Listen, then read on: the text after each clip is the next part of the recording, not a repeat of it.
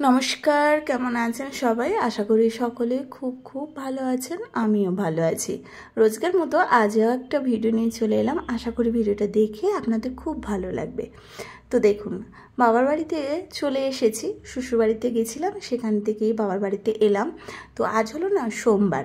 আমি তো শ্বশুরবাড়ি থেকেই চলে এসেছিলাম রবিবারে, সন্ধ্যে 7টা হয়ে গেছিলো। তো এটা হচ্ছে সোমবার, সকালবেলা থেকেই ভিডিও নেওয়া স্টার্ট করেছি। তো ভিডিওটা দেখুন, আশা করি ভালো লাগবে। তো সোমবারে বাবা বলে একটা পুকুর আছে, সেটা মারি, সেখানে খুব মাছ আছে, তো তোরা মাছটাও খেতেও পারবি আর কলকাতায় নিয়ে যেতে পারবি। তো সেই জন্য বাবা পুকুরটা মেরেছিল। তো সকালবেলা মা এই মাছগুলো নিয়ে বাড়িতে আসে। মা বাবা দুজনেই গেছিলো পুকুরে মাছ ধরতে। মানে পুকুরে যে জলটা ছিল সেই জলগুলোকে শুকিয়ে নিয়ে তারপর মাছটা ধরছিল। তো প্রথমে এই মাছগুলো পড়েছিল, বেশ বড় বড় পুঁটি মাছ, তারপর মৌরালা মাছ, তারপর আর এক ধরনের মাছ আছে, সেটা কই মাছের মতো দেখতে কিন্তু একটু ছোট ছোট। সেগুলোকে আমাদের এদিকে বলে খলসে মাছ। এই যে মাছগুলো দেখেছেন তো, এটা কিন্তু কই মাছ নয়, এটা হচ্ছে খলসে মাছ। তো এগুলো খেতে খুব ভালো হয়। তো এই মাছগুলো প্রথমে জালে পড়েছিল। তো সেইগুলো মা বাড়িতে নিয়ে আসে, এসে বলে তুই আজকে দুপুরবেলাটা রান্না করে নে। হ্যাঁ, এই মাছের যা পারবি তোর নিজের মতো করে রান্না করে নিস। আরও পুকুরে মাছ ধরা হচ্ছে, আমাকে ওখানে যেতে হবে। তো তাই বলে মা চলে যায়। তারপর মাছটা ধরে আস্তে আস্তে প্রায় 5টা বেজে গেছিলো, বিকেল 5টা। তো তখন অনেক মাছ এনেছিল, সেগুলো আর ভিডিও নেওয়া হয়নি। এটা সন্ধেবেলার দিকে বাড়িতে রান্না করে খাওয়া হবে এই মাগুরের মাছ আর এই শোল মাছটা। তো সেই জন্য মা বের করে বলছিল কেটে নে। আর বাকি যে মাছগুলো ধরেছিল সেগুলো অনেকটা মাছ পুকুরেও ছাড়া হয়েছে, অন্য একটা পুকুরে, আর কিছু মাছ একে ওকে দেওয়া হয়েছে পাশাপাশি। আর বাকি এই মাগুর মাছ আর শোল মাছটা খাওয়া হবে বলে মা বের করেছিল যে এটা তুই কেটে ফেলে, এটা রাত্রিবেলা খাওয়া হবে। তো এটাই। তারপর আজই আমার ভাই এসে গেছে, ও কলকাতা থেকে আজই এসেছে। তো তারপর আমি এই যে মাছ কেটে নিয়ে আমি উপরে এলাম। এসে দেখছিলাম আমার মেয়ে আর আমার ভাই মিলে ওই যে ল্যাপটপে মুভি দেখছিল। বেশ ভালো হয়েছে। মেয়েটা তো এতদিন একা ছিল, তার মামা এলো, সাথে একটু দেখা হলো। আর আমরা আগামীকাল চলেও যাব। আজ হচ্ছে সোমবার, মঙ্গলবার দিন ওই পুজো দেবো, পুজো দিয়েই চলে যাব। এইরকম একটা আমাদের প্ল্যানিং রয়েছে। তো যাই হোক, তো এরা বসে এই যে মজা ঠাট্টা করছিল, মামা আর ভাগ্নি মিলে, আর মুভি দেখছিল। সেদিকে মা রান্না করছিল। তো যাই হোক, আজ হলো সোমবার। তো এবার এটা হচ্ছে মঙ্গলবারের ভিডিও। তো মঙ্গলবার কি হয়েছে, সকালবেলা আমি পুজো দেবো বলে সকালবেলা বেশ স্নান টান করে নিয়েছি। তো করার পর এই যে শাড়ি যে সেদিন নিয়ে এলাম, এইটা নিয়েছি চণ্ডী মায়ের জন্য। এটা নিয়েছিল 250 টাকা। আর এটা নিয়েছি আমার মায়ের জন্য, নিয়েছিলাম জামাই ষষ্ঠীতে দিলাম। তো হাজব্যান্ড টাকা পাঠিয়েছিল যে মায়ের জন্য কিনে দাও। তো এই শাড়িটা নিয়েছি। এই শাড়িটা বেশ সুন্দর শাড়ি। এটা নিয়েছি এই 950 টাকা মতো, আর একটা ব্লাউজও নিয়েছি। তো যাই হোক, এই শাড়িগুলো নিয়েছিলাম। তো এখন এই যে বের করে দেখছিলাম। আর হ্যাঁ, সেদিন যে আমি বাড়িতে গেছিলাম শ্বশুরবাড়িতে, তো সেদিনই মা এক জায়গায় গেছিলো। তো সেদিন আর ওই জিনিসটা শেয়ার করা হয়নি, আজই শেয়ার করছি। তো মা একটা না গোল্ডের বালা বানিয়েছে আর কি। তো মা আজই বলছিল যে আমি যে বালাটা বানিয়েছি তুই তো দেখিসনি, দেখ কেমন হয়েছে।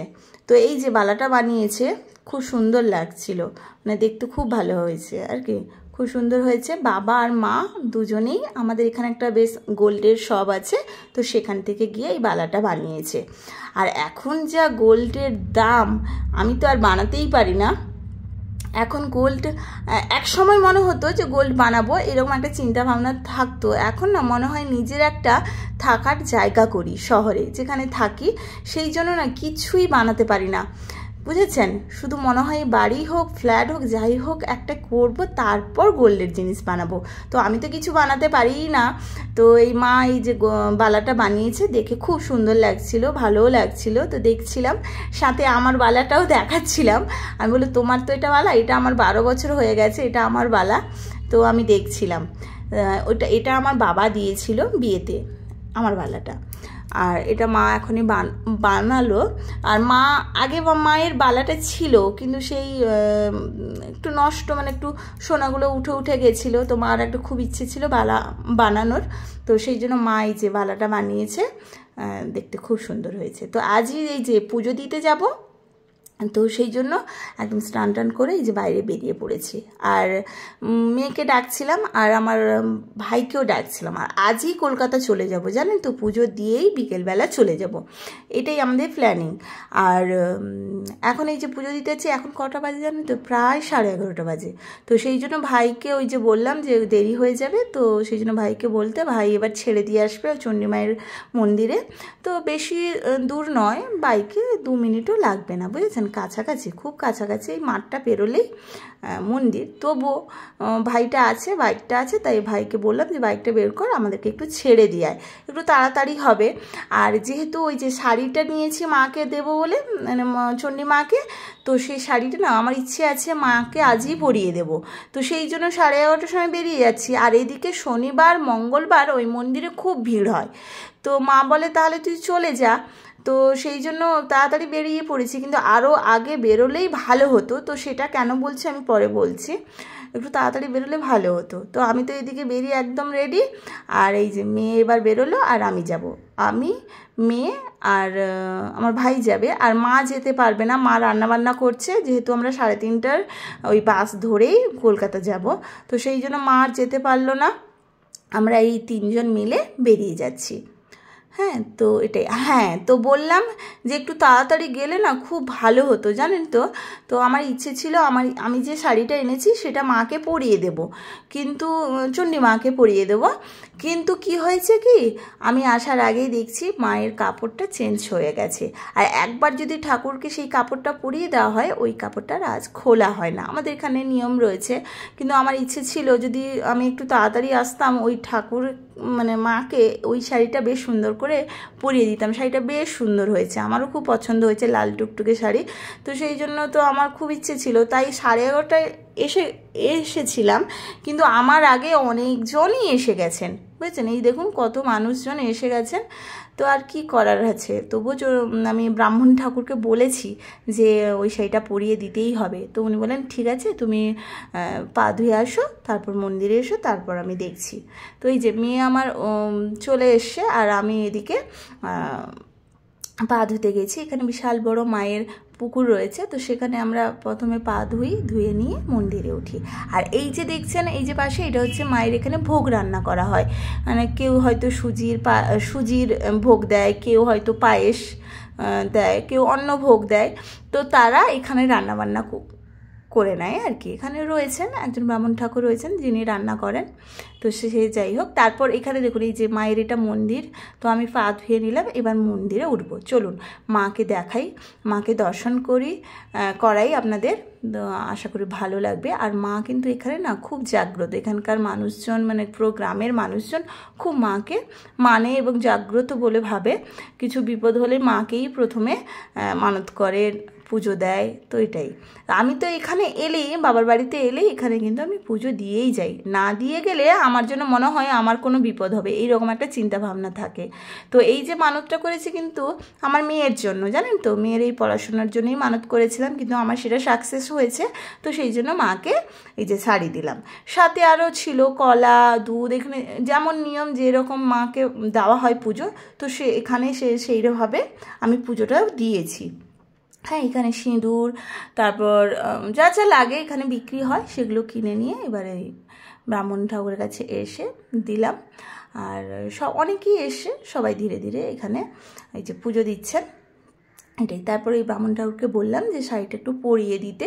তো খুলে তো আর পরাতে পারবে না, যেহেতু 9টার সময় শাড়ি একটা পরানো হয়ে গেছে। তো সেই জন্য এই শাড়িটা একটু ওপর দিয়ে পরিয়ে দেবেন।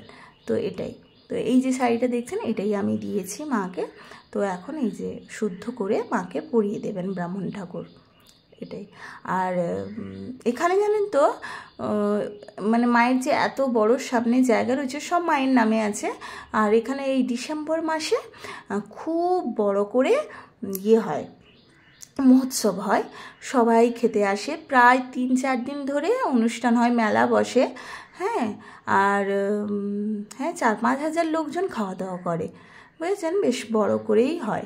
আর এই যে মন্দিরটা এত সুন্দর করে রং করিয়েছেন, তো আমার এক দাদু আর কি, মানে আমার বাবার বাড়ির জ্ঞাতির মধ্যে এক দাদু, উনি বেশ সুন্দর করে এই বছর মন্দিরে রং করে দিয়েছেন। বেশ একদম মানে খুব সুন্দর লাগছে মন্দিরটা দেখে। মন্দির কিন্তু বহু পুরনো, হ্যাঁ বহু পুরনো, কিন্তু রিসেন্ট এটা আবার সুন্দর করে রং করে সুন্দর করে আবার সাজিয়ে দিয়েছেন ওই দাদু এসে। বেশ ভালো লাগছিলো। তারপর আমি আবার একটা মানত করলাম, তো ঠাকুর কাছে তো পুজো দিলাম, দেওয়ার পর একটা মানত করেছি। আর এখানে নিয়ম হচ্ছে মানত করলে একটা ওই বাঁধতে হয় আর কি, একটা পাথর নিয়ে এই গাছে একটা ঘুমসি দিয়ে বেঁধে দিতে হয়, দিয়ে মনের কথা বলতে হয়, তাহলে অবশ্যই মা সেটা সাকসেস করবে। তো সেই চিন্তা ভাবনা করে একটা মানত করলাম, দেখা যাক মা যদি চান অবশ্যই আমার সেই মানতটা পূরণ হবে। হ্যাঁ, তো আমি যেটা চেয়েছি, আমার মনের যে কথা, সেটা যদি মা সাকসেস করেন অবশ্যই আমি যে মাকে দেবো যেটা বলেছি সেটাও দেব। তো যাই হোক এইসব তো এসে এখন কটা বাজে জানেন তো, এই প্রায় হয়ে গেছে প্রায় 12:30 মতন। তো তারপর আমি ভাবলাম এদিকে আমার 3:30টার সময় বাস আছে, তো সেই জন্য ওই বামুন ঠাকুরকে বললাম পুজোটা করিয়ে দিতে। তারপর উনি বললেন ঠিক আছে। তারপর এসে একটু বসে পুজো করে মায়ের দর্শন করে এখান থেকে বেরিয়ে গেছিলাম, বুঝেছেন, এটাই। আর বিশেষ করে চণ্ডীমার যারা মানত করে, তো আমাদের গ্রামে দেখে তো গরু আছে, মাঠঘাট আছে, মানেই তো গরু আছে। তো গরু অনেকে হারিয়ে যায়, গরুর বাচ্চা হলে প্রবলেম হয়, তখন বেশিরভাগ মানুষ মানত করে এই মাকে। হ্যাঁ, তো বেশিরভাগই যাদের গরু আছে তারাই কিন্তু পুজো দিতে আসেন, একটা পূর্বপুরুষ ধরে এইভাবেই রয়েছেন। তারপরেও মাকে তো যা কিছু আমি বলি, আমি দেখেছি এই মাকে যেভাবে যেমন ডাকি, যে কথাই বলি, আমার মা কিন্তু আমার সাথে থাকেন। আর আমি এলেই কিন্তু পুজো দিয়েই যাই। আর এখানে এলে না এত শান্তি লাগে, একটুখানি বসলেই না মনটা যেন ভরে যায়, এটাই। তারপর হ্যাঁ, এখানে আবার না নিরামিষের খাবার দাবারও ব্যবস্থা রয়েছে। তো মেয়েটাকে বলছিলাম কিছু খাবি, তো সকালবেলা তো সেইভাবে খাওয়া হয়নি, মেয়েকে মুড়ি খাইয়েছিলাম, তো সেই জন্য মেয়েটাকে বললাম তুই খাচ্বি, এখন বাজে ওই যে বললাম 12:30 মতন বাজে। তো মেয়েটাকে বললাম কিছু খাবি, বলে হ্যাঁ মা খাবো। তো এই যে পাশে এখানে নিরামিষ চপ, আলুর দম আর মুড়ি, হ্যাঁ আর পাঁপড়, এইসব সব মানে বিক্রি হচ্ছিল। তো মেয়েটাকে বলতে, মেয়ে বলে হ্যাঁ খাবে, তো ওকে এই যে খাইয়ে নিচ্ছি। আর এদিকে ভাইকেও ফোন করলাম, ভাই কিন্তু আমাদেরকে ছেড়ে দিয়ে বাড়ি চলে গেছিলো। তো আমি বললাম ভাইকে, বললাম তুই আয়, এসে এই চপগুলো খাবি আয়, বলে না আমি খাবো না। তো আমি বললাম ঠিক আছে তুই তাহলে আয়, আমাদের নিয়ে যা। তারপর আবার ভাই এলো, এসে আমাদেরকে নিয়ে গেল। তো